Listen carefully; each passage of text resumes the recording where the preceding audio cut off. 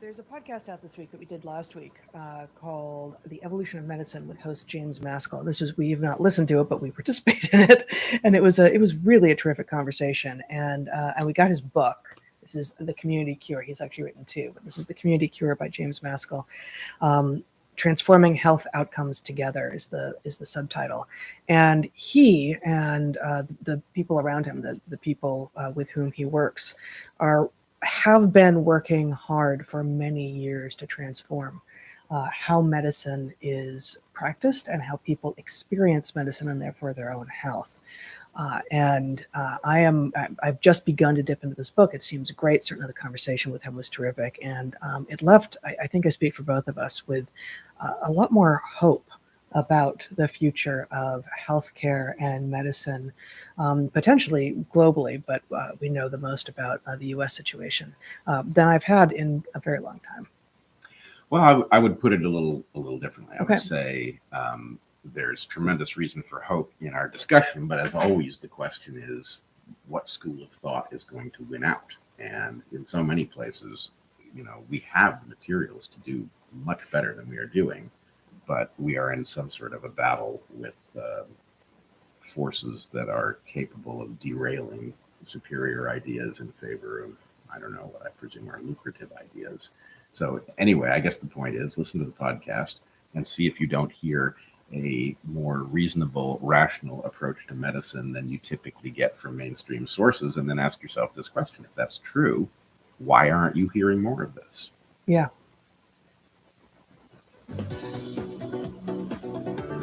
Thanks so much, everyone, for watching. We've got an epic lineup tonight of speakers. We've got an awesome panel here. Amazing group of functional doctors, technology, activists for a leap forward in medicine. Our goal is to make it easy for practitioners to learn in community. This ecosystem that is being set up by the meetup groups, we believe will be the future ecosystem of this evolved primary care network, and it all revolves around you. Welcome to the Functional Forum. Thanks for joining us in the charge to accelerate the evolution of medicine. Please welcome your host, James Maskell. Hello, everyone. Welcome to the Functional Forum. Yeah, that's right. Indianapolis in the house. Awesome. So great to be here. Amazing crowd, amazing practitioners. Just here on the way, I've had a chance to meet for the first time the Antoines and learn about their practice. Swathi Rao, OG, functional medicine, Group Visit legend, and so many other practitioners, nurse practitioners, doctors, allied health practitioners coming together to build the future of medicine. And super excited here to be in Indianapolis. It's the first time that we've done the Functional Forum here in Indianapolis, and couldn't be more excited with the community and everything that you guys have going on here. Why are we in Indianapolis, right? Why did we choose for the 100th episode of the Functional Forum? 8.5 years that we've done an episode on the first Monday of every month. Why did we come to Indianapolis? Why did we come to Indianapolis? The truth is, it's because of you. It's because of you. So in the last year and a half, we have launched, so going back in 2015, 2016, at one point, we had 400 practitioner communities around the world. We had a group of doctors watching the Functional Forum live from New York, in Manila in the Philippines at 8 the next morning, because that's the time change. But like all things that go straight up, it kind of came straight down because we didn't have the right business model. We didn't have the right thinking about how to scale it. At that point, we had 4 employees, and it was just like a wild ride that we were super excited about. And now we're coming back a second time with the right business model and the right structure so that we can build practitioner communities in every city around the country and around the world. So this is the map of what it looks like today. Here we are, Indianapolis right here. You guys dominating this area. It's like a weather channel. But you'll see soon more communities building all the time, because the value of getting practitioners and learning from each other is really powerful. So if you haven't seen what we've got going on, you can check out indianapolis.functionalforum.com. You'll see on there's membership, there's events, you can find a practitioner. Over time, we hope that this will be a place where patients can find practitioners, look for specialties. If you want to check that out, you'll see here the 3 main things that we're doing on that site. There's the practitioner membership, there's local events like this one, and community connections. There's so many things about functional medicine that could be done locally that up until now has been done nationally, because this has been a fringe movement in medicine. If you want to become the standard of care. We have to have systems for, co-evolution and adapting together. So I'm super excited. Tony Wally, let's have a round of applause for Tony. Tony's the host here. Later on, Tony's going to be joining us on the panel. So you'll be able to hear from Tony as she shares, just what drove her to create this community and, what they're doing.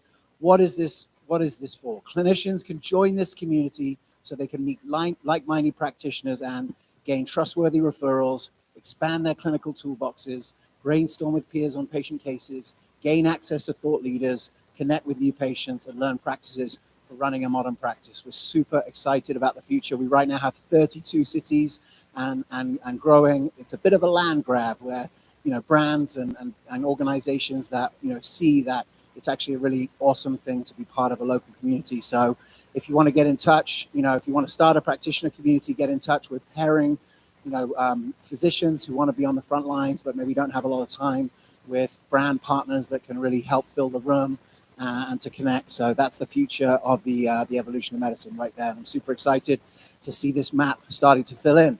On last Wednesday, I was in Salt Lake. We had 50 practitioners for an event called the New Models of Mental Health.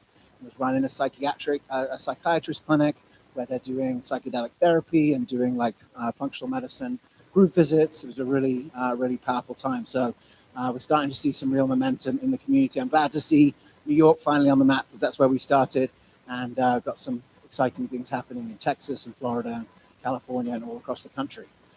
And thanks also to our community partners. So this is a growing list of brands that have seen the value of the evolution of medicine and are putting their resources towards building a strong, sustainable practitioner community. Whether this practitioner community turns into the future of primary care or it's an underground healer network, that's not really up to us. We're not going to make those decisions, but we're going to organize, we're going to be ready, and we're going to help a lot of people along the way. So we are live tonight. So if you're watching at home, or if you're watching here tonight, if you're on Twitter, you can hashtag Functional Forum to ask questions. I'll be following along. There'll be a panel at the end with the 3 speakers. We've got Dr. Jeffrey Glad, we've got Dr. Shilpa Saxena, Dr. Angela LaSalle. What I'm looking to do on this Functional Forum is really trace this, 100 episodes. What were we doing at the beginning and where are we going? And I hope for all of you will get a good idea of, what we've done up until now and where we're headed. So I want to start with this photo, which was taken in 2013. So, this is the crew. This was 2013 Heal Thy Practice Conference. The Functional Forum was still 4 months away. It started 4 months later. I had been a practice management speaker, I guess, at that conference. It was really the first conference that was helping doctors make the shift to integrative and functional medicine. And just to fill out the roster of people, so second from the right is Dr. Erin Martin. Does anyone remember the film Escape Fire? It was definitely the best film, to this day, the best film that if you watch that film, anyone who watched that film, whether a physician or just a lay person, at the end of it, you can't help but think, wow, we're doing medicine all backwards and we should be doing integrative and lifestyle medicine. It's a really good film. I recommend it. In 2015, we actually did an Evolution of Medicine Film Festival. We had doctors like you put that on for groups of patients. It was a lot of fun. Obviously, Dr. Shilpa Saxena.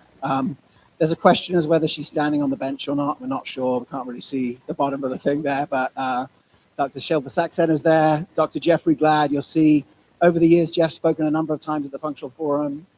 He's the hero of one of the heroes of the book, The Evolution of Medicine. We've seen very different haircuts over the years, right? We've seen this was a short Jeff. We've had man bun Jeff. We've had long hair Jeff. Now we're sort of in the mid-range Jeff, but strong facial hair too. And then Nate Freeman. Tonight, obviously, Tony is part of Team Orthomolecular. And, this was actually the first time that I heard about the functional medicine group visit. And there was just a moment when I heard Shilpa speak there. I was like, this is such an elegant solution. This is the way that we can bring functional medicine to the masses. And I've just been sort of obsessed with the idea ever since. So this was, October 2013.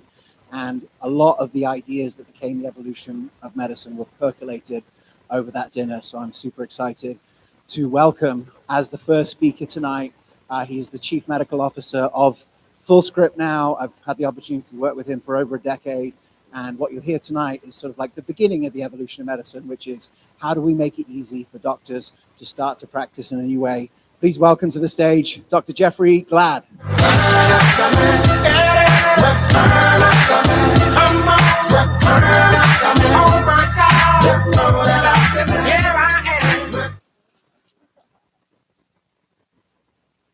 How embarrassed. There's no style on these slides. I asked you to put them on the functional forum colors, so I'll be boring. But Jeff Glad, it's great to be here.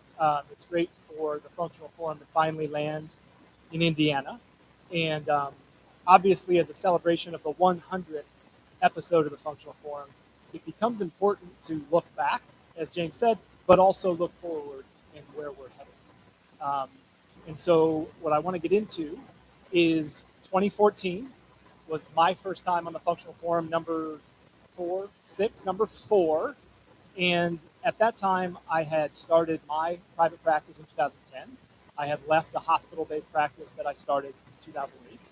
And the mission was to push this concept of what I called integrative medicine 2.0. And for me, what that meant was we had great educational resources. We had great institutions teaching this content.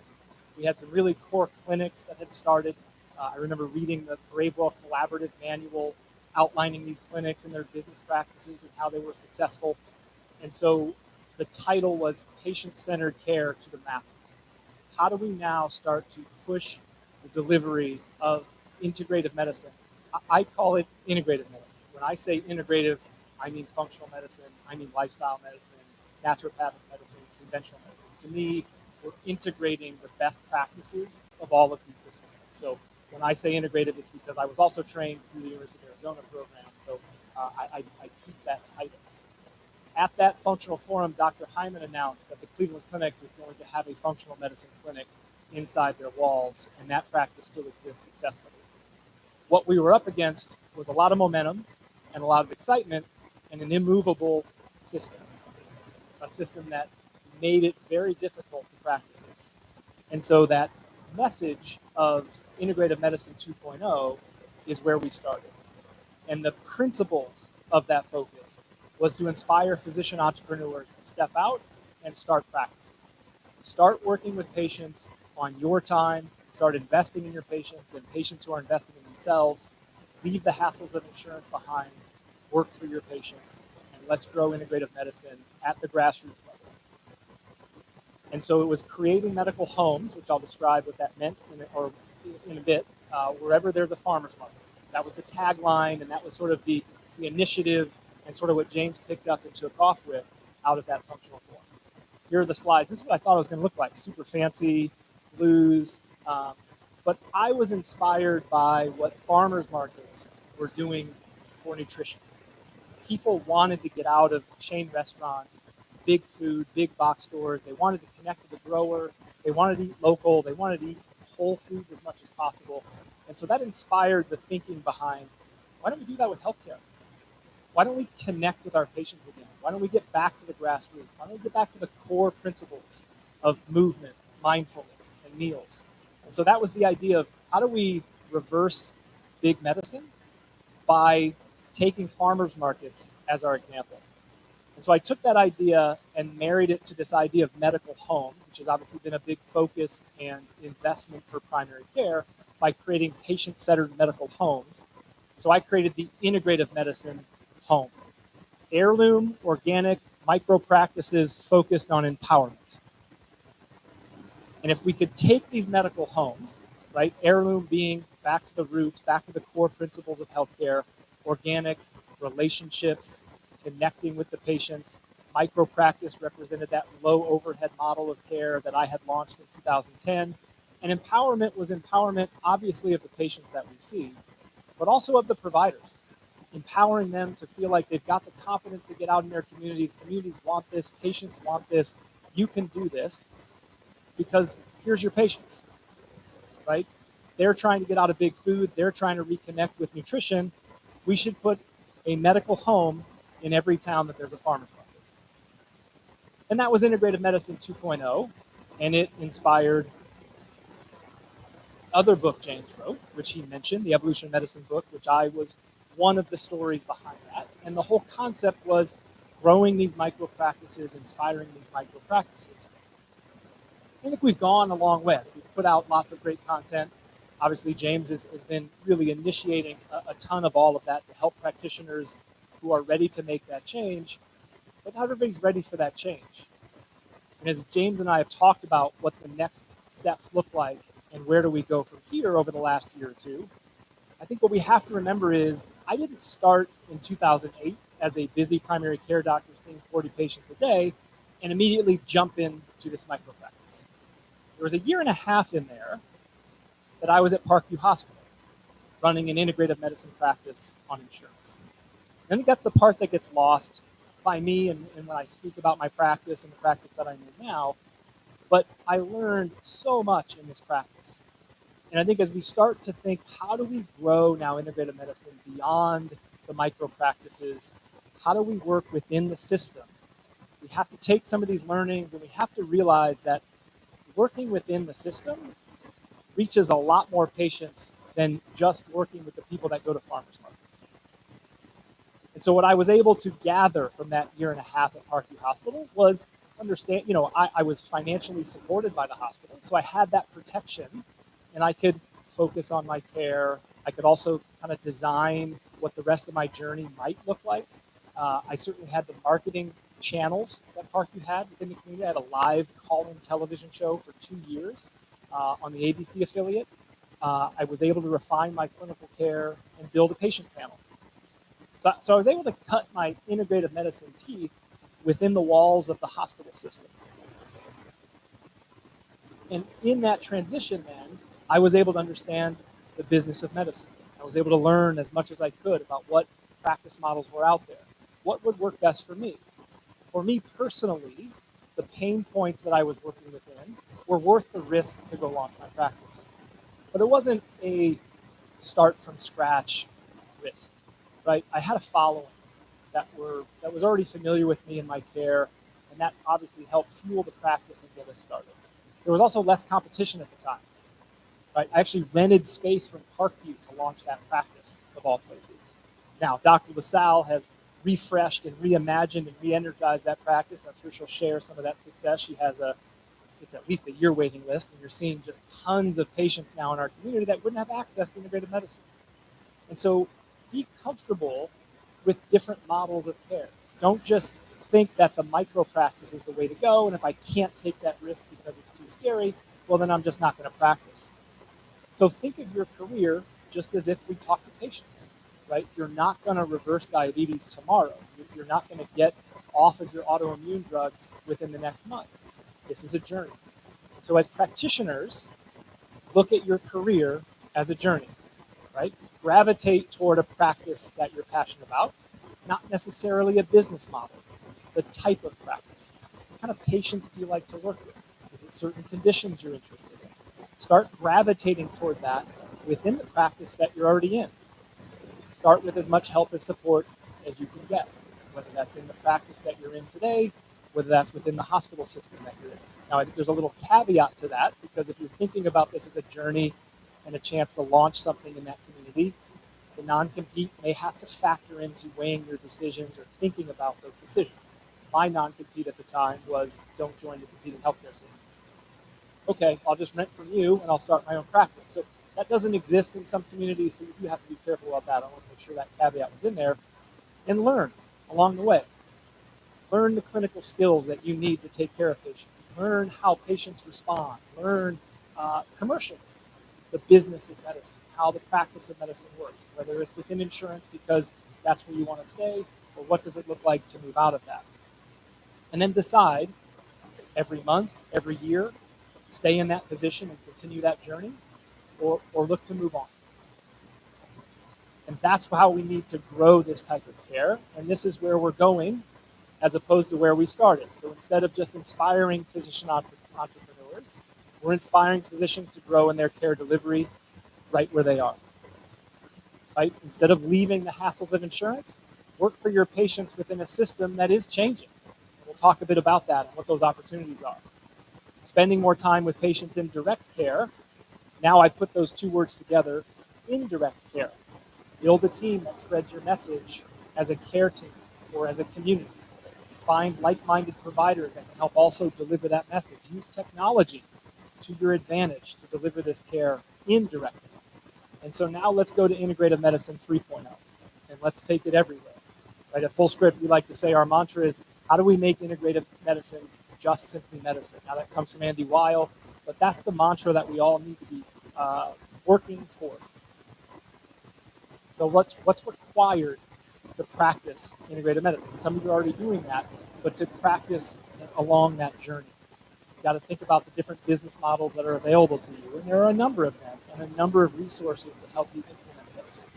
Look at care team models, processes. How do you work within those models? How does a patient flow within your care?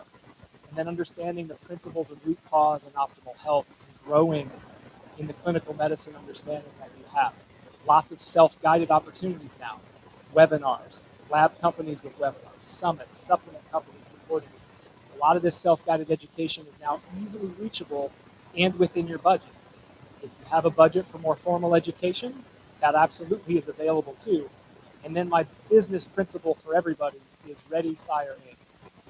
We spend way too much time writing down pros and cons and over-analyzing and never actually get started. Whether it's a process within your clinic or whether it's a career decision, I encourage you to just go make decisions and then reevaluate and iterate as you go. And practicing takes time.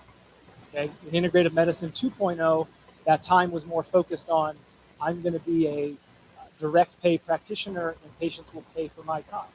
Now we have to figure out, okay, in Integrative Medicine 3.0, let's think about the patient time. It doesn't have to be directly your care and your time.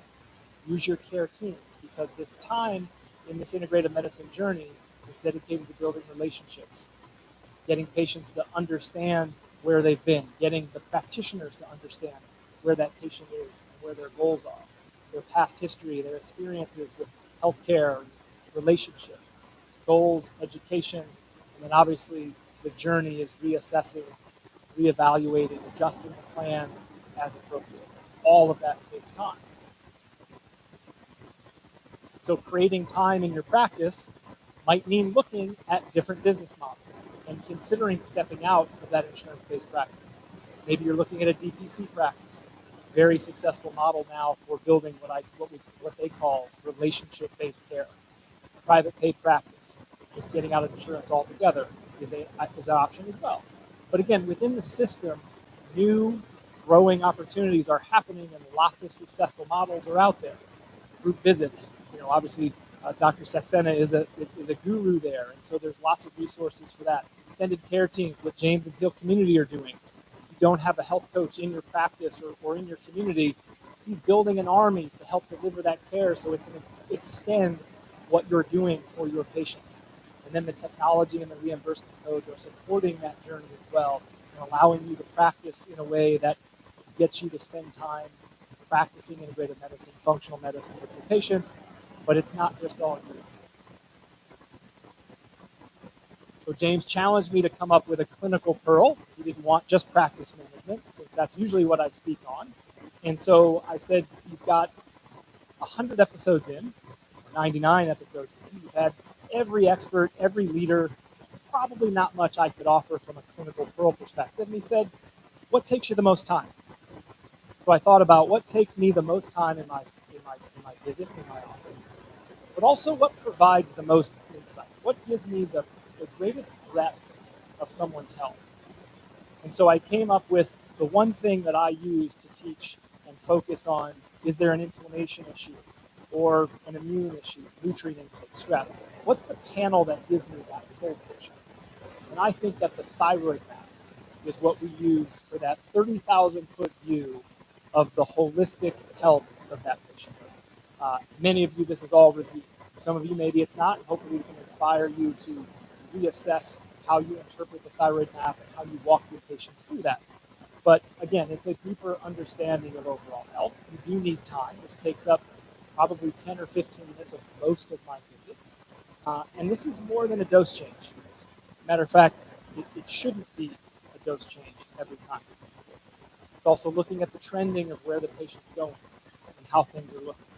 And so I use TSH, free T3, free T4, reverse T3, and of course the thyroid antibodies, which we measure serially if they're positive because we want to monitor that autoimmune journey.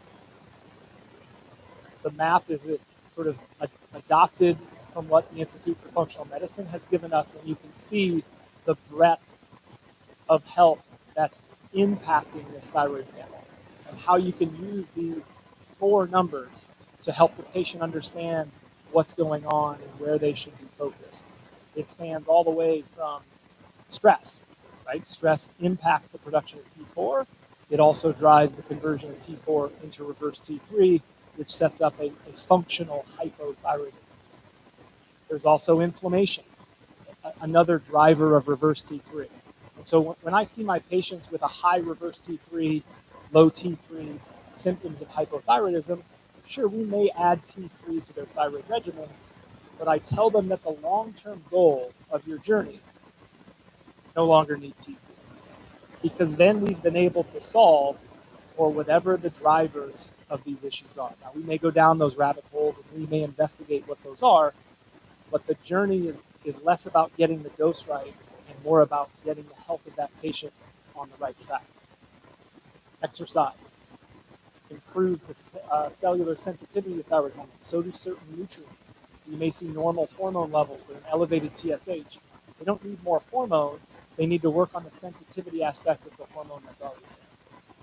So this is on every single visit note we have. We don't necessarily check thyroid in everybody, but this is a patient chart that I was in when I was building the slides that just sort of outlines how I'm walking through this with them. Again, everyone's got their own TSH goal. This particular patient, we chose to be under 2, but we talked about, how Hashimoto's affects the production of thyroid, how converting is important and relies on so many core aspects of what we're working on for their health. So I'm overexcited to be here for the 100th episode. I hope I can catch more as we go. I look forward to the panel. I look forward to the next 2 amazing speakers, and thank you for your time and attention. Thanks, Dr. Glad. All right. Thanks, dude. Great job. All right. So that was, the origination. Jeff and I would sit and have dinner at the very early Heal Life practices. And I think the biggest gap that I saw when I went to conferences, but there were so many practitioners that I would meet that loved integrative medicine, loved functional medicine, had taken some of the trainings, but still had a day job doing something totally different and weren't able to do it every day. This is 2011, 2012, 2014. It was a different world than it was now. There wasn't this kind of community of practitioners, who were doing it locally. We didn't have the momentum that we have now. And I really think, when Jeff gave that talk, like that functional forum, honestly, the 4th functional forum was like an incredible moment. I didn't know that Mark Hyman had flown in that day from the Cleveland Clinic and was going to announce for the first time anywhere that, the Cleveland Clinic Center for Functional Medicine was going to happen. It was also the first time that the live streaming worked. The 2 times before then, there'd been serious problems with the live streaming. As you can imagine, it was 2014. Periscope was still a year away. Facebook Live was still 4 years away. So, streaming was pretty janky back then. And so, the first time we got it worked, and then Mark Hyman did his thing. Andy Heyman also spoke at that event about stress in the brain. And I think it was like just the earliest conversations. But, as we reflected on that event, and I was really blown away by all of it, I'm not Mark Hyman. I can't convince the Cleveland Clinic to start a functional medicine practice. I'm just a guy, building a community in New York at that point. But what I thought I could do was I could help doctors, leave their job or at least start the process of starting to think about building a micro practice. What Dr. Glad shared and what we did in the evolution of medicine was really to think before the internet came along, you're probably looking at $200,000 to start your own practice, right? You got to get a space, you got to hire a team, you got to do marketing and all that kind of stuff. I think when everything came online and now you could do telemedicine, you could do virtual scheduling and, all the different technologies that came into play, it's possible to launch a practice for more like $20,000. So a 10x, differential in the cost of starting a practice led to a lot more people starting practices, leaving a job that was maybe frustrating them, and starting to practice in an aligned way with the way that they saw medicine. So, Jeff, I'm super grateful, and great to now to work with you at FullScript, and really excited to see what FullScript has in their future as they look to make integrative and functional medicine the standard of care. So there was a diagram there from the Institute for Functional Medicine. We're grateful for their support throughout the years. They've made a very generous offer for their upcoming functional medicine. The slide isn't looking exactly like I hoped, but if you go to goevomed.com/AIC, Annual International Conference, and you use the code EVOMED40AIC, you can get 40% this year's AIC. It is virtual. It's coming up. You can see all the details there. So you can't see the link, which is annoying, but it's goevomed.com/AIC, and this is the code there. We'll put it to follow up, and we're grateful for their support over time. So keep the questions coming in on Twitter. We've got some good ones already, and I'd love to hear from you. All right, so next up, Dr. Glad really laid that foundation for us of helping practitioners leave the system. But what I had recognized from already at that point, I'd been in the industry for 6 or 7 years, there's just one massive elephant in the room, which is that if patient care requires a 90-minute visit with the most expensive provider to kick it off, there is no way to finagle that for that to become the standard of care. There's not enough hours in the day. There's not enough provider. It's literally the most inefficient medicine there is. And that's why integrative centers in hospitals early on died as soon as the philanthropy money ran out, because someone could push it through and get it going, but it could never be as profitable as heart stents. And so we had a big problem. And for years, I just kind of wrestled with this as an economist to be like, okay, we see that chronic disease is reversible through this medicine, but how will it actually make it to become a standard of care? And then at that conference, the 2013 Heal Thy Practice, and I have to give a big shout out to Eric and Meg who ran that conference, because people wonder like, well, how did you know who all the good practitioners were and all the good speakers? The first few years of the Functional Forum, it was going to that conference for 5 years in a row, seeing all the best speakers, meeting Shilpa, meeting Jeff, meeting so many other people that really facilitated and that. And they were the first people to really bet on me, and I'll always be grateful for it. So that problem was solved in my mind the night that I heard Dr. Shilpa Saxena talk about the functional medicine group visit. What she's going to talk about here tonight is really the thought process of how we scale functional medicine, right? What is it that what part of individualized medicine has to be done in that slow, methodical way, and what part of it can be scaled, and how do we scale it? I heard her give a presentation in 2017 at a conference in Chicago, and I was like, she's an incredible thinker, and I think has given so much to the industry. So please, a warm Indianapolis welcome for Dr. Shilpa Saxena.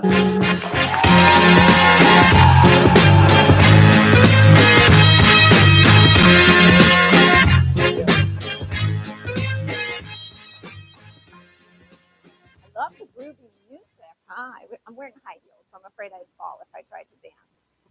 So I am so excited to be with you. I remember my first talks with James. He actually, if you were there on one of them, I love to bring the word poop into most every conversation I have with a patient, with my friends, with my kids at the dinner table when their friends are there, anything, to bring that in. And somehow James knew this and knew that this was an essential part of what I did. And so right there on the spot when he was interviewing me, he said, oh, this is the group visit guru, but you really talk a lot about poop, so maybe we call you the poo-roo. And I thought, and that's when we became friends, right? Yeah, so I want to share a little bit about my journey, but really not for the sake of talking about myself, but meeting you where you're at along your journey. I started my practice not knowing a lick of anything about integrative and functional medicine in 2004. I decided to do 3 years of practice with another primary care doctor. I didn't like the way family medicine was being practiced in this underserved population. So I decided, well, I'll go ahead and create my own practice. And then very quickly, I realized that patients were taking a ton of supplements that I knew nothing about. And, slowly but surely, I learned about functional medicine, and I realized, well, this is what I signed up for in medical school. I just didn't realize that this existed.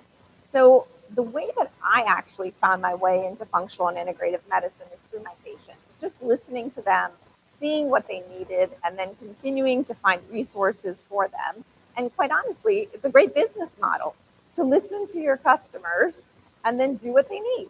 I mean, it sounds quite obvious, but you'd be surprised at how often we don't sometimes just listen to our patients. So let's just talk about how you can scale what you know. My background started in insurance, and then I did that for around 9 or 10 years, at which point we were getting too big and we were doing group medical appointments. I decided to add in this membership concept. And then now in the last 3 years, I am the chief medical officer at Form Health. I'm very excited to say we have 30 practices across the US that are integrated, sharing best practices. We're really trying to bump up the game clinically, financially, and operationally. So I'm hoping to share some of the things we've learned as a network with you. So the first thing that I want to kind of share is just what Jeff said. You guys are brilliant. You really don't need us to tell you tons of clinical pearls. I really want to give you the confidence that you have access to so much information and you actually know too much. You sometimes feel that, like you know too much. Here's the problem. What you've got to do is translate what you know into something you can do. And I'm going to ask you to consider to start with foundational functional medicine. Now, what does that mean? It means what you do a majority of the time. I'm going to bring in a business principle.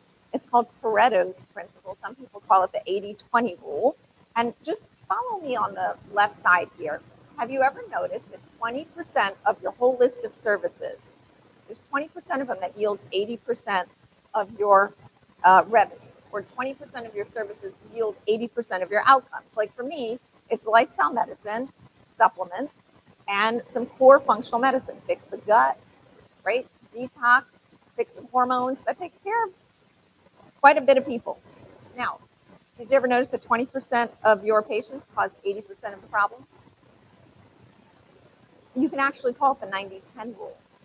So what I want to invite you to consider is that you actually have this magic 20 that you do all the time that takes care of 80% of your results.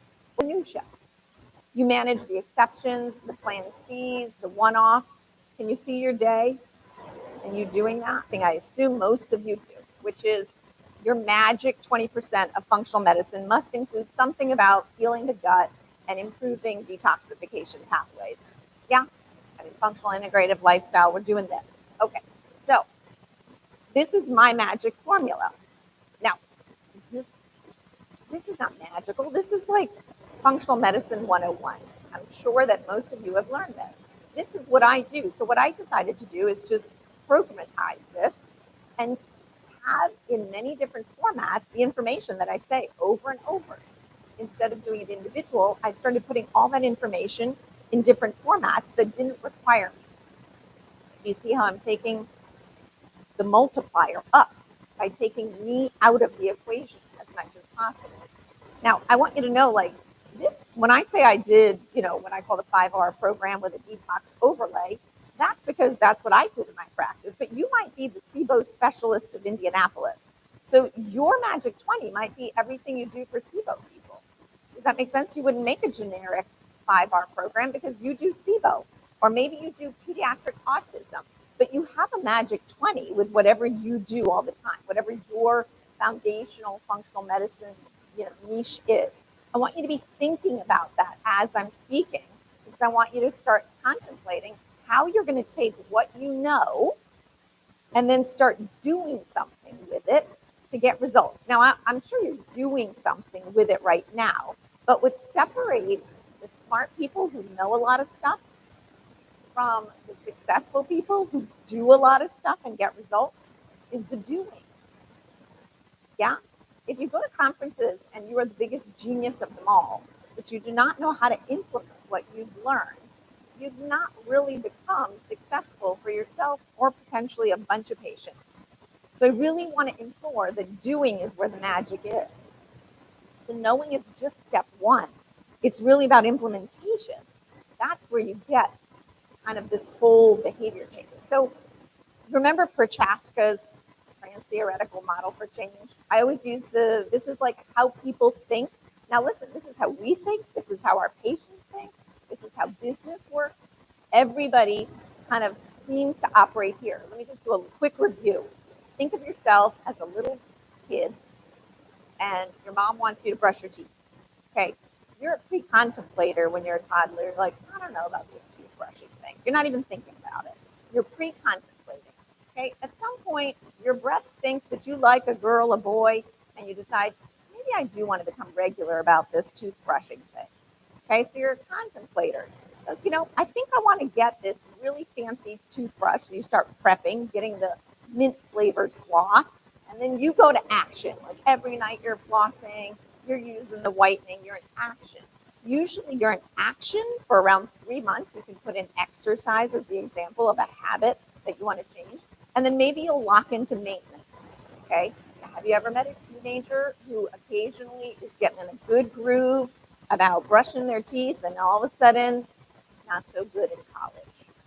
That means that they might have gotten out of the good habit. Or somebody who was really good about not smoking and then all of a sudden had a hardship and then becomes a smoker and then pre-contemplates again. They have to think about quitting smoking again. Are you with me on this? So people do that about your business. People do that about you. People do that about functional medicine. You have to figure out where they are and coach them to the next step. There are some people who get out of this kind of cycle of change. Those, like, I would think you as most adults, you should be out of the toothbrushing cycle of change. You should have terminated out at least a decade or two ago, and you don't ever think, I don't know about this toothbrushing thing. I don't know. So it's a racket. Like, you've terminated out of that. Our goal with our consumers of healthcare is to help them along this journey and terminate out. Like, aren't you guys a bit terminated out on functional medicine? Like, do you think you would go backwards now?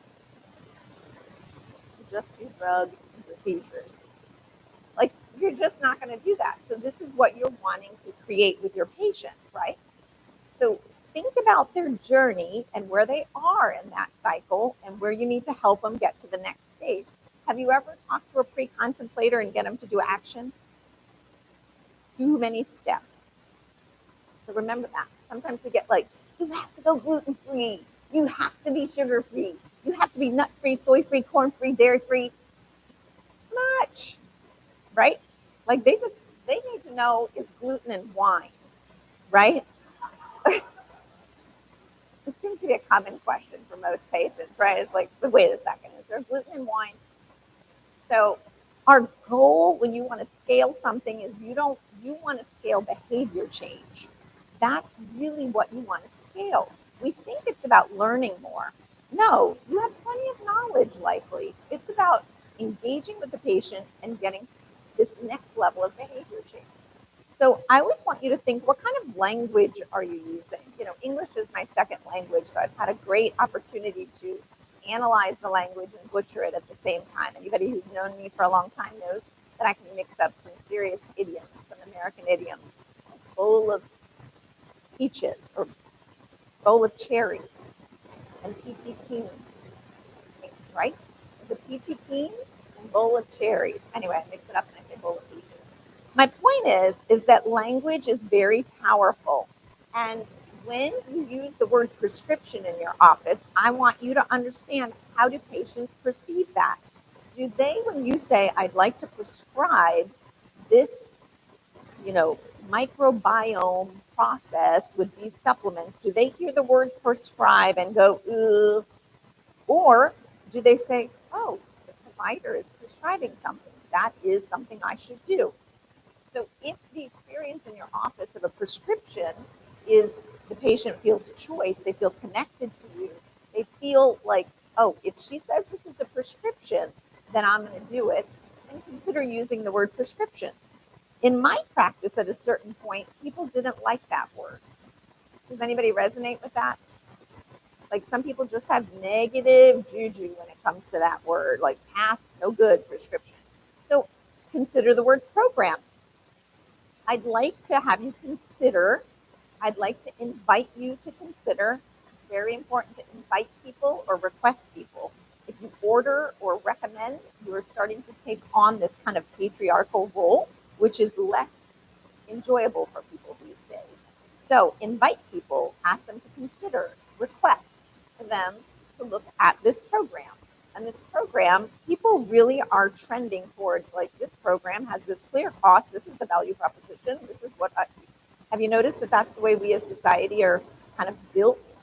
And you want to follow trends. So people really understand programs. It's kind of an automatic gut understanding. And the next thing they're going to do is going to say, well, what's Dr. Saxena's brand? Do I believe what she's selling? Because they know you're selling something to a certain extent. So they're going to really try to figure out, can they trust you and your brand? And I want you to know that your intention, although interesting, is irrelevant.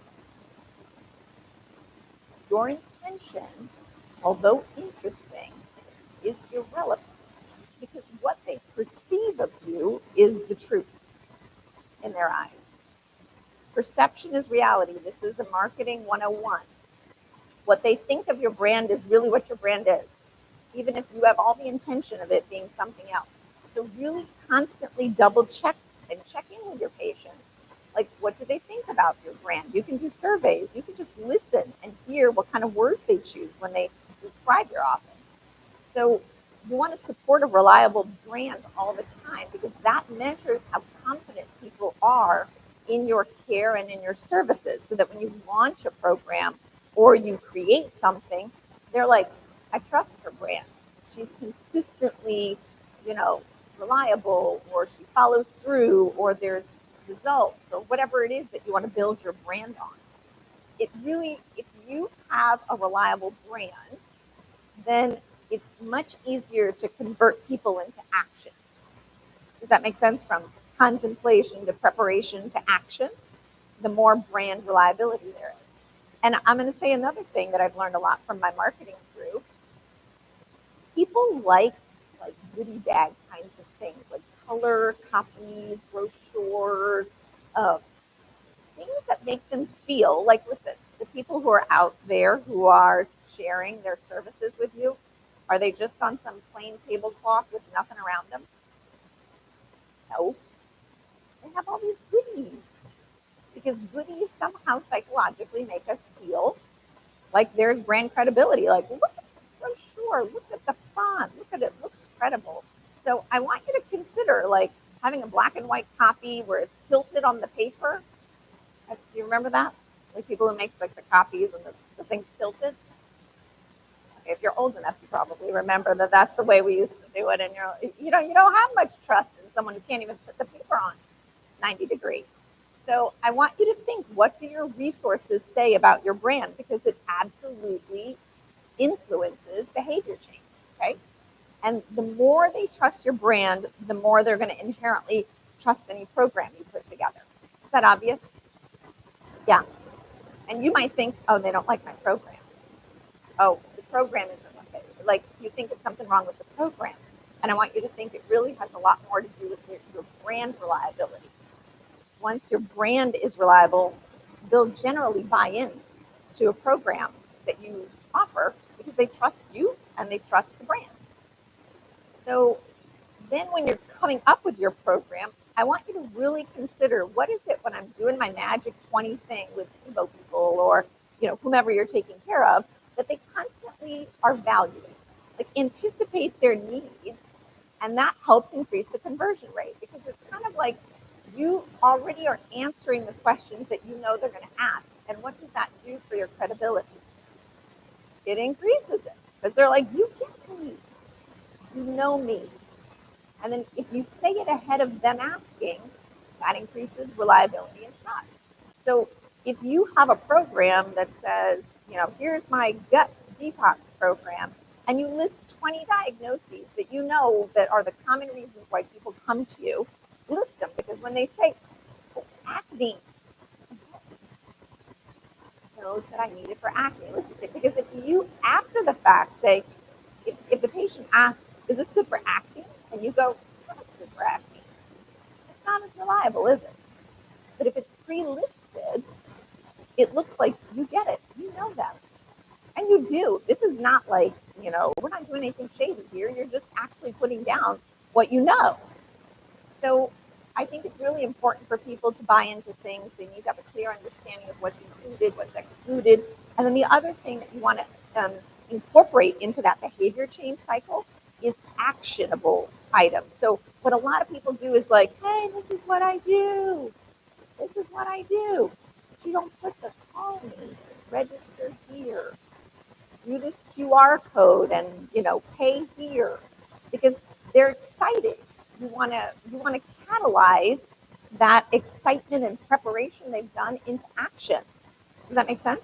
Because what's the worst thing that can happen is like call 813, and then they call your office and your staff is busy and they don't answer, or they call 3 hours later. What's the likelihood that you're going to take them from preparation to action? Lower, correct? So if you can use technology to convert into action, that's great. Here's another pearl that I learned here recently. Back in the day, we used to use word of mouth as a way of getting business. And you may think that that's actually what's happening in your office. I would argue that word of mouth is what gets people from pre-contemplation to contemplation.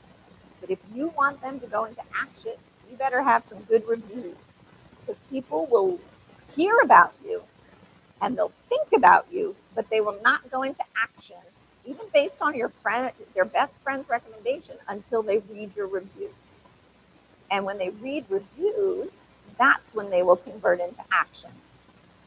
So it's really important that you start looking at what you look like on Yelp and Google and Facebook. You need to know what people are saying and start to optimize that. Because if you then launch a program and they're like, oh, this looks really good, let me look up Yelp and see what Dr. Saxena looks like. And Dr. Saxena has, sometimes the angry people are the ones who love to talk, right? So you want to make sure you put something like a QR code kind of thing up at the front that says, anytime somebody has a great day at your office, the front staff says, hey, would you mind going on to this QR code and signing up on Yelp or something like that. So what that does is it starts getting right sizing your reviews. So when people read the reviews, they're more likely to convert into action. Okay. So I also want you to be aware of, I grew up in Queens, New York, and I want to say his name was Crazy Eddie. I was younger at the time. Yeah, Crazy Eddie. Like, he had so many products and he was always screaming and yelling. And at some point you didn't know what he was selling. So it's really important that you don't over dilute yourself and like, I'm the expert in thyroid, I'm the expert in autoimmunity, I'm the expert in gut, I'm the expert in SIBO. You can say that you are the expert in things that help these diagnoses, and maybe that's a bunch of services that you do, but be careful not to look like the king or queen of everything, because that might dilute your brand. Okay, so the goal for you is to leverage your knowledge, leverage your team, leverage tech, because that's the way people roll these days. And that's how you start getting patients to go through that behavior change and get to a bottom line that works for you. Okay, so this is the problem. A lot of us love to explain everything and run the whole program by ourselves. We've got a lot of control freaks in this audience, yes? I am a recovering one myself. And it takes me time to delegate, but it's so worth it. That's one of the things that Jeff and I talk about all the time, is like how we've learned how to delegate things to other very competent and wonderful and likely even better than us at times people, okay? I use surveys, questionnaires, drip campaigns, all these types of things. I cannot leave this stage without telling you that if you do not consider leveraging group, you're just missing a huge 10 to 20x multiplier. We're going to talk a little bit more about that because James has a few things to say about that. So a sample process real quick for you would be to design your program end to end based on your magic 20. You just need to sit down and scribble down, what do you do all the time for people that you see often? And then go check out your reviews, get those optimized. Then you market the program, knowing that people are going to look at your reviews, and then use technology to get people to register, okay? And then you have your program. But do you see the stuff that you have to do on the front end? So that when people come in and then do the program, then your results are good. And then the engine on the front end is already created so that when they do well, you say, great, can you put that on Yelp or Facebook? And then that keeps the cycle going. Okay. Remember, knowing you guys are brilliant, move into doing, because that's what's going to get you the success that you all deserve and already probably have, but you want to take it to the next level. So I appreciate your time. Whether you're doing this for the money, you're doing it for personal fulfillment, the patients, the team, or just because you love this field, I am just so excited to be a part of this community. And thank you, James Maskell, for letting me be a part of this 100th episode. It's been a pleasure and an honor. Thank you. All right, thank you, Shilpa. Ladies and gentlemen, the Puru, Dr. Shilpa Saxena.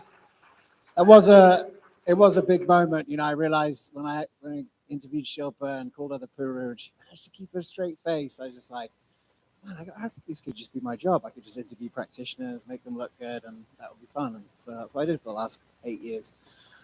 So look, I want to just share a little bit because, you know, ultimately, you know, we'd done the functional forum for 2 years, and, you know, our goal at that point, we'd started to realize that we could help doctors leave the system and start these practices.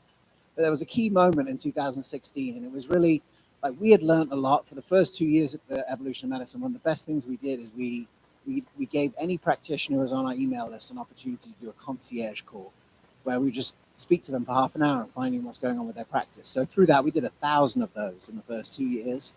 We learned a lot and we got a lot of good information. But in early 2016, IFM put out the first survey about what it was like going into practice. And we learned some things. One, we learned that the average functional medicine doctor makes less money than primary care, which was not great, right? Not very enticing to come over to functional medicine. We really have to, you know, think about that. But also we kind of learned that there was a lot of gaps in running practices. And a lot of it was what Shilpa was just talking about there. And it was at that Heal Life practice that I first found out about the Group Visit Tollkits and the Lifestyle Matrix Resource Center. As it became easy for us once we had our vision of what EvoMed could be, helping doctors run sustainable, scalable functional medicine practices, that it was easy for us to work out who we should partner with. So I'm super excited today because, you know, Jeff, who, you know, works now with FullScript, they've been a great partner all the way along, and Lifestyle Matrix Resource Center has been a great partner too, and they have some exciting stuff that really came from that same 2016 survey. And so, you know, what the Lifestyle Matrix Resource Center has created is all of those pieces that Shilpa just talked about. The Group Visit Toolkits is just one part of it. So much patient education that looks good, right? Educational resources that actually make you look credible. I went into thousands of practices before I started the Functional Forum, and the white piece of paper at SKU is definitely a thing. It was huge in the 2008, 2009 era when the economy went down and printing costs went way up. So, you know, so Lifestyle Matrix Resource Center has tons of tools. They have all of these assets, no matter what type of practice that you want to niche into, there's tons of good information there. What does this look like? A whole email sequence laid out for you. If you're going to do a webinar about blood sugar, here are standard emails. Here are information to promote the webinar. This takes a lot of time, right? To work out all of this, you have to go through ongoing education and marketing training and copywriting training. They've really made it easy for you to do it. There's some examples here. So just this week, Lifestyle Matrix Resource Center launched their programs. If you want to use this nifty QR code, check it out and you can find out what they're doing. I'm super grateful because ultimately, there's a lot of operational risk in functional integrated medicine. What does that mean? It means that because in 2014 and almost up until today, there was no other option if you wanted to practice this medicine and start your own business. It meant that physicians who really just cared so much about the patient that they had a moral obligation to practice this medicine were thrust into entrepreneurship, right? And it was just this is the only way you can do it. And ultimately, there are new opportunities arising for practitioners who don't want to be entrepreneurs to work inside growing practices, right? To work inside health systems, like we're going to hear from Dr. LaSalle in a minute. So I'm super grateful for LMRC for, you know, building structures to make it easy for physician entrepreneurs to be successful. Right, we've had the first questions coming in from Twitter.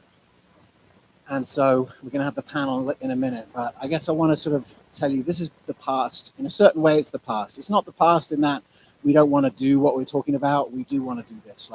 We're only 1% of the doctors that are going to come to functional integrated medicine have made it, right? I think the last 2 years really shook up a lot of doctors that maybe they didn't know how to create health. They didn't know how to create resilient human beings. They didn't know what an optimal vitamin D range was. And ultimately, you know, we're starting to see more and more doctors and practitioners coming across to this side.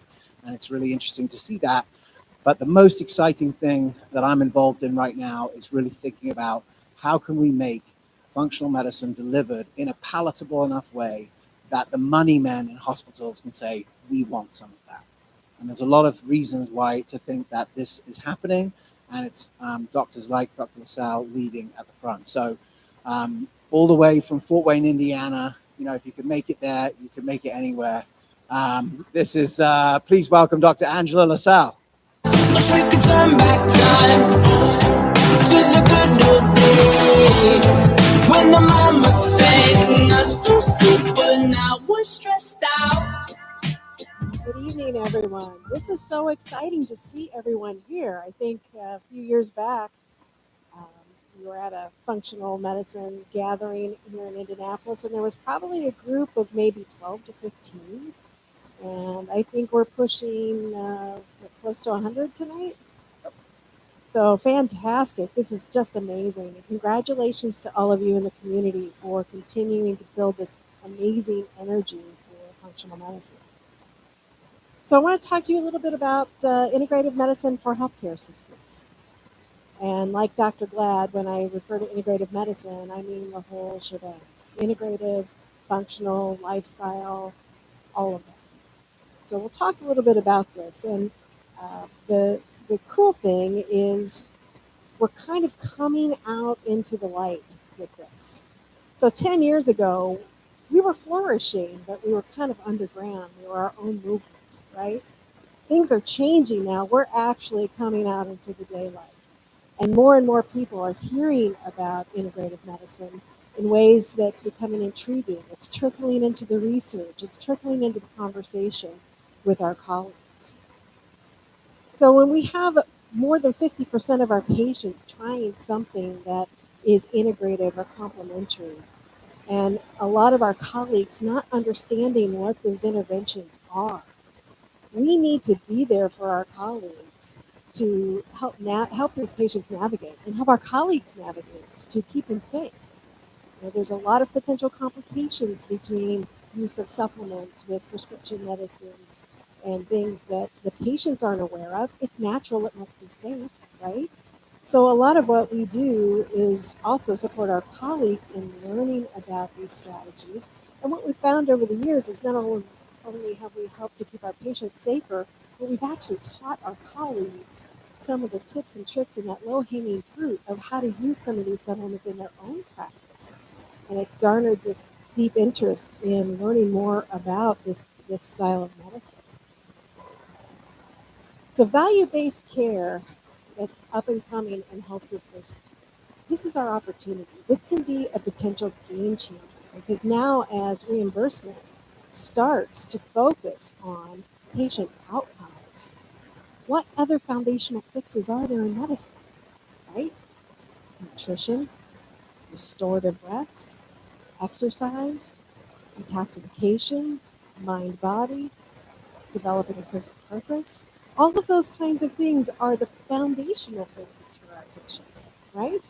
So any other treatment plan that we're building for clients, you know, with prescriptions and treatments and all this, it's kind of a house of cards that you're building unless you help the patients correct some of these foundational things that got them to that space to begin with. So we know that the current RVU model in insurance billing is unfavorable, right? We know that. And in fact, after Dr. Glad had moved on and started his own practice, and myself and my colleague Michelle Huffgott, we circled back to Parkview. It was quite an interesting conversation to kind of get them to try again for integrative medicine because they're like, well, wait a minute, you guys can't see 20, 30 patients a day. How is this going to work? It doesn't work. It doesn't work. And the conversation turned to, yes, but integrative medicine needs to be a platform, just an office, not just a line of business. It needs to be a platform for your health system. And so that conversation started to open the door to bring us back in to try again and bring in integrative medicine to Parkview Health. So these foundational fixes, our colleagues need help with that. And we need to support them and be there to help with these lifestyle interventions. So here's the chasm. How do we get to the finish line of this? How do we talk to health systems about bringing this style and flavor of medicine into their medical teams? So when we talk about business models and we talk about all of the traditional things, if you sit down and write a business plan, you're going to take a look at these kinds of things, right? We're going to take a look at, who's our target market? Who's our customer? We're going to take a look at how do we reach those people? What kind of revenue can we build? Is this something that we make it as an insurance base or retail? Well, this gets really complex at a health system if you're taking insurance, right? Because a lot of times, because of compliance issues and whatnot, you can't do certain retail services in the same space that you're billing insurance. And so this kind of gets complex, doesn't it? So we have to have a plan. And I would encourage you, as you enter into conversations with health systems, that you talk to them about not just looking at it from a line of business, but looking at it across the health system. Look at health system resources. Look at where those natural partnerships are, where you can coordinate but not duplicate the same kinds of things. So oftentimes what we'll see is, wellness is a hot topic. And for any line of business that manages chronic disease, everybody's kind of starting to jump on the bandwagon here a little bit.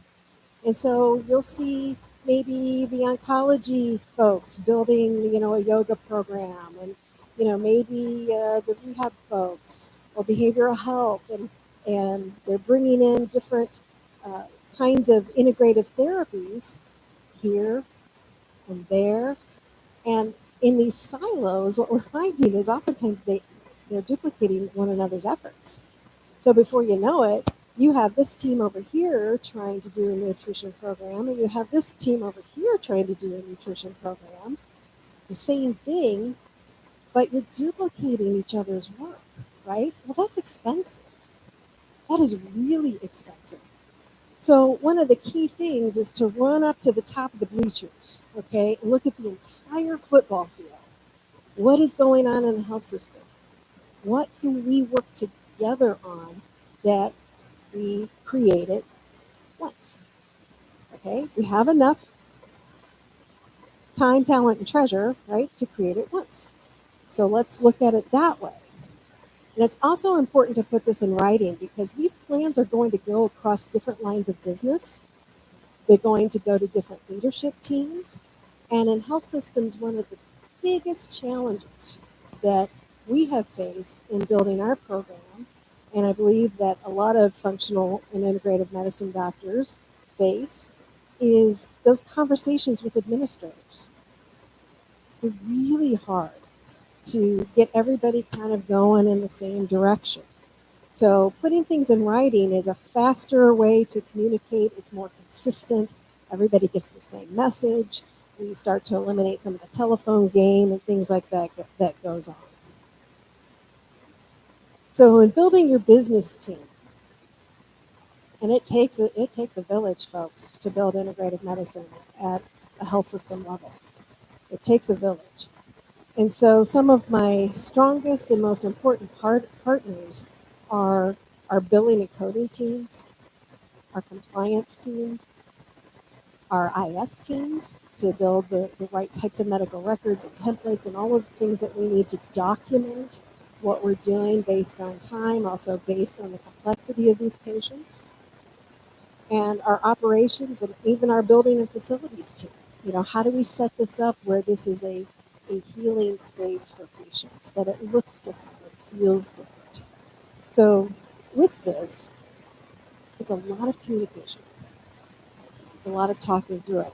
And it's different. So that's what makes it difficult for people to kind of wrap their head around. They know how to run a family practice office. They know how to run a specialty office. But integrative medicine, what do you guys do there?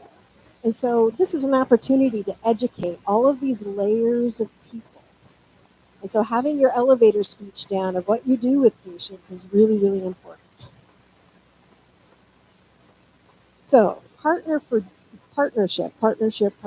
One of the biggest risks to integrative medicine programs at a health system level is change of administrators. So you can be under an administrative team that is very, very supportive of integrative and functional medicine, but somebody retires, somebody else comes in, or we have a financial crisis like a pandemic that comes along and all of a sudden changes the situation and the priorities of the health system. So what do you do with that? So one of the key things that you want to do with a health system level is partner and dig your roots deep, as deep as you can. So here are some potential areas. And as you look at integrative medicine programs at health systems across the nation, you'll often find different flavors and different pods of where these are partnered. So some of them might be partnered with the cancer center, or maybe with women's health, or in the employee health, the employer health programs. So the community wellness program. So there's a lot of different niches and a lot of different areas that you can kind of get into with what you'd like to build. And you are the builder. You are the builder. So taking a look at what Dr. Saxena talked about, that key percentage of what is your core? What is it that you're providing on a regular basis, and how can you program that? How can that come alongside maybe another area within the health system to improve patient care, to improve outcomes and decrease cost? What can you do to help with that?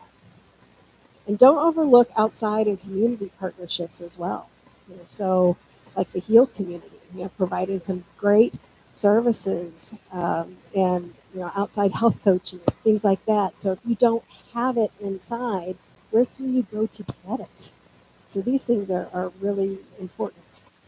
And subcontract. Bring other people in from outside to kind of help you provide some of these services. And then lastly, if you don't have it, make it, right? Build that program. That's important. And put your own flavor on it. So you definitely cannot change what you don't measure, right? So with this, make sure that regardless of your partnerships, you know your cost of providing service. And this is really important. And whether you have to be subsidized by the health system or not, so the numbers might not be in the black. But you at least need to know what your numbers are, because it's also a danger that you're getting washed into some other programs, that if that goes away and the health system all of a sudden realizes, oh, we're spending X number of dollars on this and we didn't realize that, and we have to cut costs. It's important that the health system is partnered with you. They know what their financial responsibility is to what you're providing, and vice versa. You know your responsibility to them, and you're working together as a team. So that is really important. And you want to track your measures, because your patient outcomes are your story, and your story is one of your most powerful things that you have. You have 2 points of leverage. You have your patient stories and patient outcomes, and you have the skill and reputation of your providers. Those are 2 of your best marketing tools ever, because those stories are going to go everywhere throughout the community.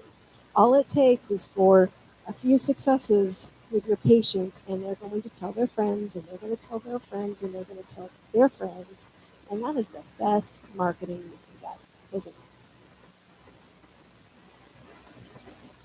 So you only have so much time, so much talent, and so much treasure. Again, don't waste your resources duplicating each other's efforts. Now, this can go from different lines of business, or it can also go with different practices and different resources that you have. For example, leverage something like Full Script. It can be a game changer. I remember I was at a conference, and we were on break, and we were sitting there at the the hotel bar grabbing a quick lunch, and another medical director from a different program. We started talking and conversation, and their practice was mainly acupuncture based.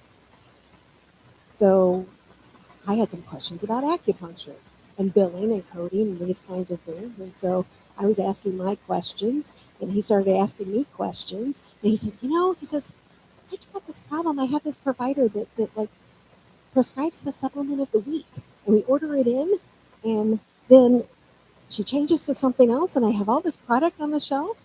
And I said, well, that's an easy one. Sign up with FullScript. She can order whatever she wants, and you don't have to have inventory, right? So we sat there, and in a 15-minute conversation about each other's business, fixed each other's problems. And that's what you need to do. You need to network, and this is why we're here and having these wonderful conversations tonight and part of this functional medicine forum, because we can help each other be successful. So this line of business mentality is something that we can maybe start to break this down and change this idea that the only appropriate space for integrative and functional medicine is in their own office, on their own line of business. What if we put lifestyle medicine, integrative functional medicine in with the cardiology team? What if we put them as a team member on some of these other specialty teams? What if we put them in a primary care office to work alongside the primary care providers?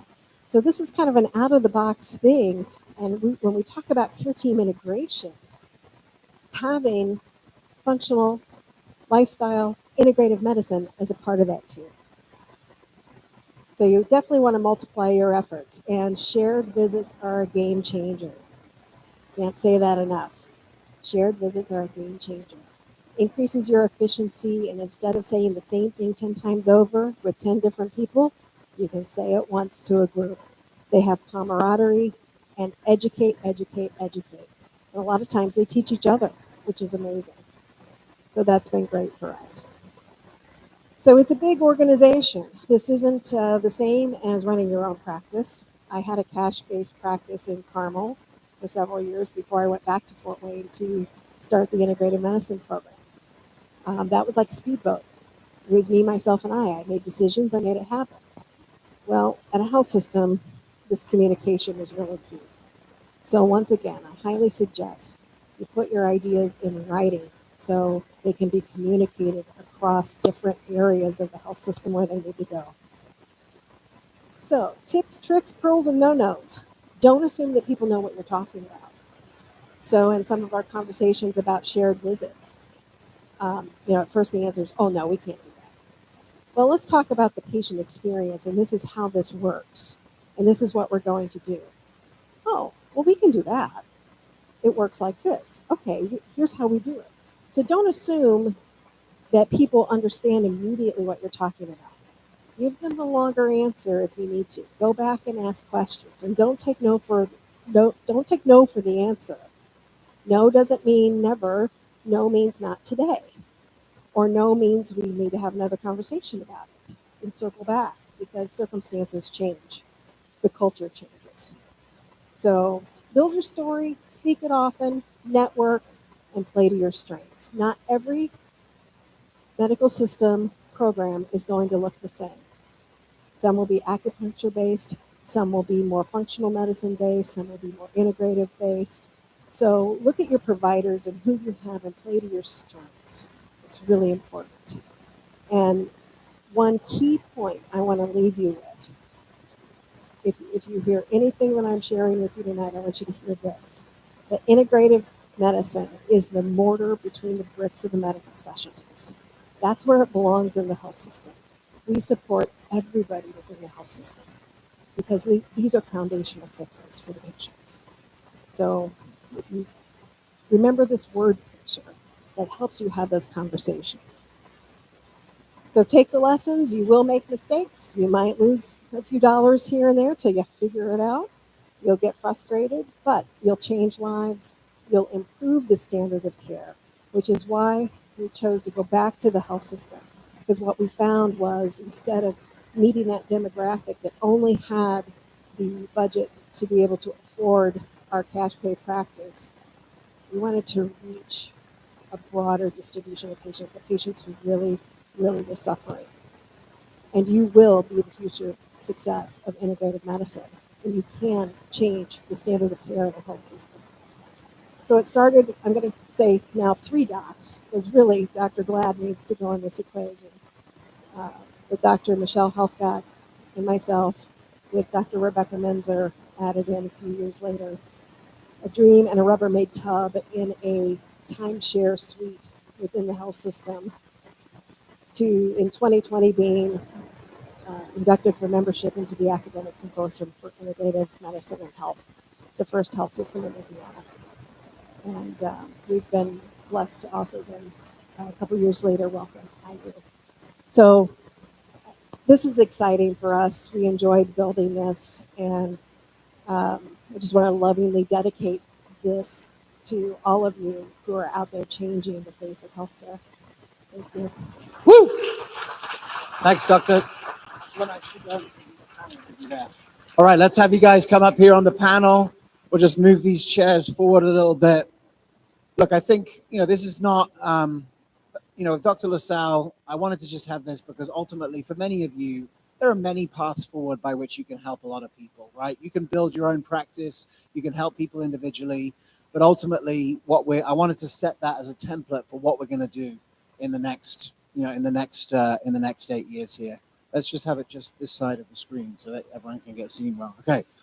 All right. So we have had some questions already on Twitter, so I'm gonna start with that. But thank you everyone for participating. One thing that was said here, we have in the house Dr. Lauren Castle, who's here from the Functional Medicine Pharmacists Association.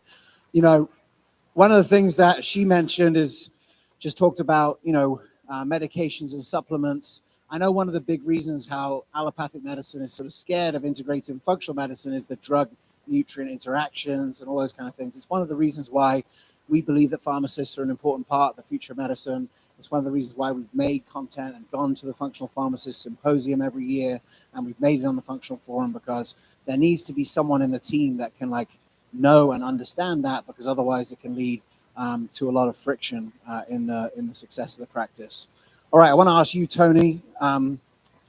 Look, you're a total rock star in this community. I know everyone loves you here with everything you've done to bring this community together. What is it? What is it about this community that gets you excited and gets you, fired up to really build and lead and participate? I think for me, I feel completely honored just to be in a room with such brilliant minds, and I feel like I'm in just such a unique opportunity with Ortho to have access to all of you guys, and it really motivates me to connect all of you the way that I'm connected to you. I just think that there's something so beautiful when you get such a diverse mix of providers in a room. You have pharmacists, you have NPs, you have MDs, and you guys all have so much to offer and share. And I just think it's a beautiful thing because I think ultimately we all have the same end goal, which is to truly practice it. I just think it's kind of my duty to kind of bring everybody together. One of the things that got me excited by doing this here is that I saw that you guys here had taken it to the next step, which the first step is obviously introduce people to each other and learn from each other, but the next step is taking it to the people. And can you just maybe share a little bit about the conference that you did recently and where you basically took it, used the practitioner network that we have to educate people about what you've got going on here? Yeah, so my group, as you guys know that are a part of it, we meet 4 times a year, and then once annually we have more of a regional event where we bring all of you guys together. You're all dedicated to a full day of learning, and we also bring local vendors in as well that really kind of fit into that holistic integrative mindset as well. And it's just something that connects everybody in the community. And again, it's just a really awesome event to kind of bring everybody together. Awesome. Yep. All right, so question on Twitter. This is Devin Riley. Thanks, Devin, for your question. He's asking about an exercise prescription or programming. I really feel like exercise may be the pillar of lifestyle medicine that's the hardest to get people into action on. So what tips from the panel on facilitating people to start exercising when you just have an appointment at the doctor's? How do you best facilitate that? I can start. This is something we talk about often at our cardiometabolic module. So, number one, I think the goal is to get people to stop being sedentary. I think we forget the spandex and the gym as goal number one. Remember, ooch people into just moving. And if you could just get them to move 5 minutes every hour, one of the best tips that I've learned from a coach was see if you could negotiate for a patient to just put on their sneakers and go to the front door, open the front door, close the front door, come back and take off their sneakers. Because really the issue with exercise has nothing to do with exercise, it's motivation. And if they once put on their sneakers and go to the front door, they think that's a small little bite that they can do. But once they're at the front door, they're like, oh, I must just walk now since I have these sneakers on. So make the first step so small that they'll do it, and that just naturally pushes them into the next step. Dr. Glad, what have you got there? Yeah, I mean, like so many things we do in integrative medicine, it's meeting patients where they are, right? Some of them are walking and they're already active, but that's not quite exercise. So have the resources available, the tools available. But if I'm starting them, walking, I also recommend a lot the Johnson & Johnson 7-minute workout app. 7 minutes, 7 exercises, each 60 seconds long. The video walks you through it. If you can just get them to start doing those things, and then they're going to be looking for more. So everybody needs to kind of start at a different place. So it's a matter of spending time with them and figuring out what they like doing, what they like doing. Who has a question for the panel? Who's here? Who wants to ask these magical brains something that's been bugging them, something that's interesting to them in their practice? Anyone here locally? We've got a few more questions on Twitter. Put your hand up if you do, and I'll come over and I'll give you the mic. I guess I wanted to just go a little bit further, Angela, to what you were talking about. Now that you heard, Jeff and Shilpa's presentation, what out of that made sense, and what did you feel like you have sort of taken on as part of that to bring, integrative and lifestyle medicine into the practice and make it a success, or into a hospital system? Sure. So I think the most important concept that stood out to me was to play to your strength. What's your core? And finding that core set of demographic that you do every single day. What's the thing that you repeat the most? And doing your programming around that is a really fantastic suggestion, because it's those patients that's going to be the majority of what you do. And if you can streamline the number of times that you have to go through that same speech, that same information, you just increased your efficiency, and it actually allows you more time than if you have a patient that comes in that's more complex. You have that core dealt with. And so always going back to what's your core, I think is a really important concept. Shilpa, I was really interested in your the trans-theoretical model of change and how you use that. And I guess what maybe for all of you, what have you seen as sort of like, are there stories that you use over and over again to help people sort of move through that process and move into action? I have just the sticky story that I use with all my new patients. And generally, the first thing that I want to do with any new patient or a patient that hasn't seen me in a long time is build trust and have them get a sense that I really understand what their goals are. And then you can have a conversation. But in the beginning, they're really trying to understand, like, do you even get me? So one of my simple analogies that I use that seems to work with who I call wake up call Wandas, or wake up call Wendells, if you've heard my little personas in functional medicine, are the people who are just getting into this and kind of starting to get itchy about this stuff, but they feel a little nervous to go deep in. And so I always say, I look at you like a mango tree, only because I love mangoes. You could be any kind of tree you want to be. First of all, use humor, because then they're like, hee, vagal nerve, they calm down. Now they can hear you. Does that make sense? You got to trigger a little vagus nerve on the front end so that they can hear you. So then, okay, be whatever kind of tree you want to be.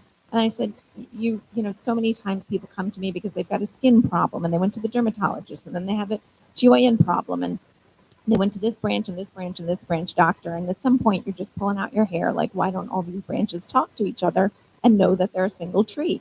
And the patient's like, yes, I know that. I know I'm a mango tree, and these doctors do not get that I'm a mango tree.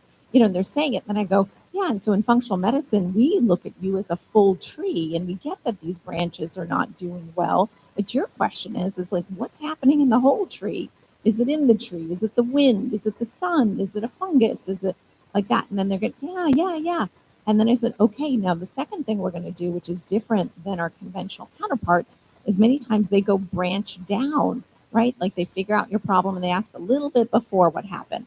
I go, we're going seed up. Like I want to know what has happened to you in your life that are big trends that help me understand where nutrition might have broken down or movement might have broken down or sleep.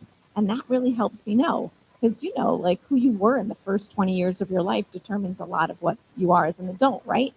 Same thing with your mango tree because they want me to talk about their acne and their GYN stuff in enormous detail. And I'm like, that's not where we're going to go.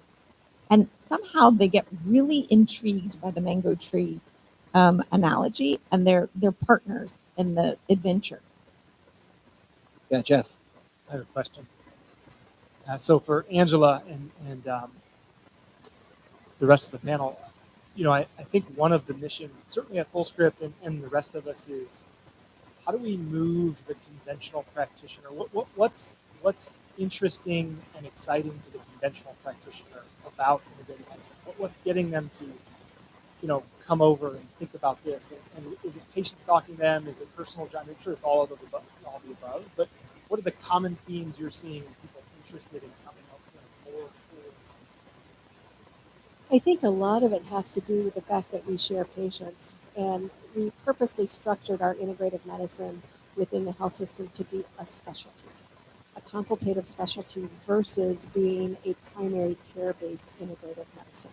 And that was intentional because we have a very strong family medicine community, and we wanted to have them as partners.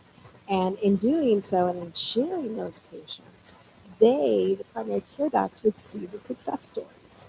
And so their own patients became the instructors to the family medicine doctors. And that started a conversation about, oh, well, you gave that patient some curcumin and their joint pain got better.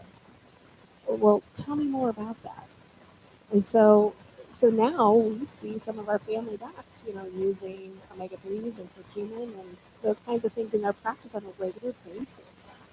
Just even giving probiotics after antibiotics, those kinds of things, that low-hanging fruit that is just kind of catching on. And it's coming from the patients going back and saying, hey, I had this great experience and I feel so much better. You know, this problem we worked on for 5 years and couldn't get to, well, I feel better now. And so that's what's teaching. That's what's getting them interested. Tony, what do you see from the rep perspective on that question? Yeah, I mean, honestly, I think the motivation is all of you. I mean, honestly, I can't tell you how many times I get phone calls from people that are like, thank you so much for, you know, I always laugh because people say I stalk them because I relentlessly tell them, no, you're coming to this, there's not a choice. But thank me and say, hey, you know what, I really got connected with somebody at your event and it's changed my life. You know, and I hear that a lot. And I think it's really all of you and the dedication that you guys have as clinicians that end up moving the needle again on that greater vision I think that we all have. And what role for communities like this in the conversion? You see that? What'd you say? What role for communities like this in converting doctors across? Yeah, I mean, honestly, for me, I think back to when this started, and I used to host like little roundtable events with 4 or 5 doctors, and people always ask me, you know, how did this get so big here in Indy? And it has organically grown over the years. From my perspective, it's, you know, me listening to the needs and the wants of you know, the community that you serve, and all of you have been so gracious to kind of allow me to service you and listen to the type of educational seminars that you want, what type of networking events that you want, and this community has truly served each other. Awesome. All right. Question. I'm just thinking about the last couple of years and kind of what we've gone through with the pandemic, and I'm just curious: is there change what's the biggest change that's occurred from a clinician's perspective? And then, is there a silver lining? We talk a lot about the negative of the pandemic, but is there a silver lining that you think that came out of that, specifically as it relates to, you know, functional medicine and integrative medicine? Virtual medicine and getting patients engaged on using the technology, that has been just an absolute game changer. It became a necessity during the pandemic. The health system had to go that direction and go there quickly. Our patients needed to use it because of needing to stay isolated, and so they got used to it. And a lot of them really like it. It's a very, very handy tool, but that for us was a major positive coming out of the pandemic. Definitely respects the time of the patient in any way, right? Yeah, Jeff. I would agree. I would totally agree with that. More patients finally adapted and used it and realized that it's very similar, especially for integrative medicine, which is so much talk medicine. I think a greater trust of integrative doctors who will just be honest with patients about what they think about the pandemic instead of just towing the party line has been a big, big thing. Lots of friends and family members found us because we would have conversations and not just spit out the rules that were sort of laid down. So open conversation relationship really went up. Unfortunately, it probably came to the distrust of the conventional system. Shilpa, Yeah, last word. Definitely echo what everybody is saying here. And then the other thing that really came out of necessity is we started doing virtual group visits. And so people know how to do Zoom teleconferencing. They were doing it with their families for birthday parties and things like this over the pandemic. So we actually took on a mental health group visit. And what was beautiful was people would sign on with Zoom and we would tell them ahead of time, like, don't show your face if you don't want to. You can put whatever name you want, put your superhero name, whatever you want. And then people would use the private chat feature to ask questions. So we were able to do a mental health virtual group visit, which would not be as easy to do like on site because some people would likely just self-select out because of the topic. They just never show up. Yeah. Well, I want to, that's a great point. I mean, we've done a lot of work in the last 2 years with virtual groups, and we see the functionality of Zoom, even for breakout rooms, is really cool. There's a lot of cool functionality in there. And one of the most beautiful things that you will ever experience is if you're running a group or being part of a group and everyone has their video off, and then piece by piece, person by person, people turn on the video, because it shows that their trust is being created in that moment. It's a really powerful moment. So I want to just finish up and say, hey, look, you have questions here about what's happening. I heard you're a competitive group. I want to share tonight that we are going to be launching something very, very soon, which you guys will all be participating in, and it's called America's Functional Medicine City. We're going to have a little competition over the next couple of years to really define which city there's going to be benefits. We're going to put a billboard up in your city if you win. I think Indianapolis got a good shot, Tony. You got a great leader here at the front of it. I'm super grateful for all the companies that are supporting the evolution of medicine and our goal to bring practitioner communities. There is one in Tampa, Shilpa, but I know there'll probably be a while before we get a Lutz specific one. And Jeff, Fort Wayne, I think could have its own one. Could be hosted at Parkview Hospital, as Parkview looks to be, a countrywide leader in the integrative medicine space. I want to thank, all of you for being part of it. I know tonight we had a lot of practice management content because ultimately, this is what the evolution of medicine has really been about, and it's been about helping doctors build these kind of solutions. Next month, we're going to go back to the nerdy pathways, and we're going to be talking about advances in functional immunity. I'm going to be at the PLMI conference in a couple of weeks in Chicago, and I'll be having the mic and the cameras there. Thanks so much for everyone for being part of it. It's been the 100th Functional Forum. Thanks so much for being here. Thanks, Indianapolis. Thank you, Dr. Angela LaSalle, Dr. Shilpa Saxena, Tony Wally, and Jeff. Thank you very much, and good night.